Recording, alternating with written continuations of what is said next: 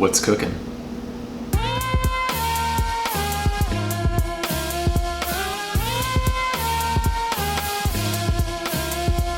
Hi you guys, and welcome back to another episode of the Nico de Gallo Show. Today we're going to be talking about mutual intelligibility. Mutual intelligibility refers to the ability to understand a language or dialect that you do not speak, and how well it can be understood between each language and dialect. Many languages are related. So the same way you can see the resemblance between two siblings who share parents, you can see the resemblance between two related languages that share a common ancestor. So Italian is written similarly to French, and somebody who speaks French can probably read Italian and vice versa. But the phonology of Italian is very similar to Spanish. So somebody who speaks Spanish can hear Italian and understand it. And because all of these languages stem from Latin, a lot of them have very similar grammar rules. Another contributing factor is how long ago did the languages split? Two languages that split 2,000 years ago are obviously gonna have more differences than two languages who only split 200 years ago. Another factor is, has a language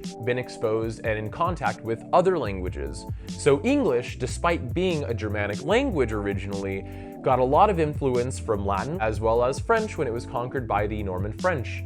So that's why English has a lot of Latin-derived words and French-derived words. However, the interesting thing about mutual intelligibility is it's not always the same on both sides. For example, we have the language Spanish and Ladino. Now, Spanish and Ladino only split off about 500 years ago. As a result, they're both very similar. And a speaker of Spanish can probably have a pretty easy time understanding Ladino and vice versa. However, in those 500 years, speakers of Ladino moved from Spain to Greece and Turkey, which was formerly the Ottoman Empire, and as a result, also, it's called Judeo-Spanish, so it's been in contact with a lot of speakers who also speak Hebrew and gained a lot of Hebrew vocabulary, words from Arabic, words from Turkish, and words from Greece. Even though they can both understand each other, it would probably be easier for a speaker of Ladino to understand Spanish than the reverse, because Ladino is filled with vocabulary from a bunch of different languages in addition to its original Spanish lexicon. This week's word of the week is ken.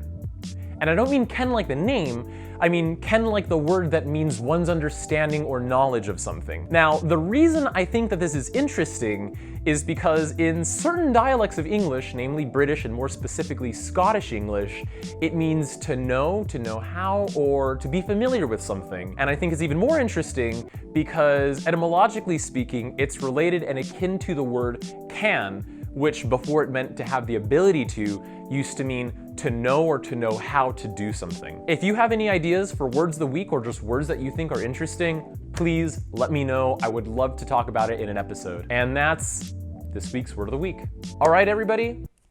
Thanks for watching. Once again, the camera work and lighting is done by my friend Peter Van Loo. And if you liked my video, like and subscribe, you're making my dreams come true. Links to my Facebook page, my Instagram page, and my Twitter down below. I recently set up a Patreon, so if you'd like to donate money to my channel so that I can invest it, please check out my Patreon. And on that note, I'm out.